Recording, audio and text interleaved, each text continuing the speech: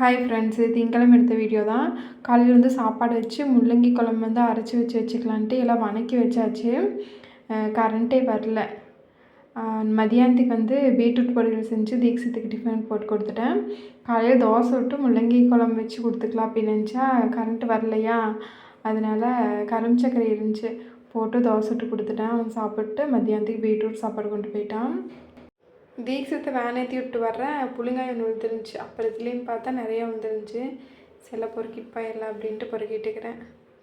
வீடு கட்டுறப்ப வாங்கின கோட்டையை வந்து மீதி இருந்துச்சு, அதை கொஞ்சம் கெட்டியும் ஆயிடுச்சு. அது வேஸ்ட்டாக போகும்னு சொல்லிட்டு இங்கே பாருங்க, இங்கே உடிச்சு அடிச்சிட்ருக்குறாரு. எப்படி கோலம் போட்ட மாதிரி அடிச்சிருக்கிறாரு பாருங்க.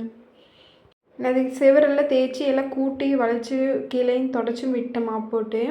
ஆனால் செவுத்தில் வந்து நான் துடைக்கல. அங்கே அதில் சாஞ்சு நின்னா எல்லாம் ஒட்டுது. சரி, அதையும் துணி போட்டு தொடச்சி விட்டலாம் அப்படின்ட்டு ஈர துணி போட்டு தொடச்சி எடுத்தேன். தேய்ச்சது வந்து இந்த ஒட்டை அடிக்காதுக்கு முன்னாடியே தேய்ச்சி விட்டு அதுக்கப்புறம் எல்லாம் அடித்து கூட்டியிருக்கணும். நான் கடைசியாக அந்த வேலையை செஞ்சினாட்டி எல்லாம் அந்த தூசி ஊராக போய் பீரோ மேலே டேபிள் மேலையெல்லாம் விழுந்துருச்சு. அப்புறம் மறுபடியும் அதையெல்லாம் தொடச்சி விட்டு இன்றைக்கி எல்லாமே மாப் போட்டு விட்டு வாசல் எல்லாமே கழுவி விட்டேன்.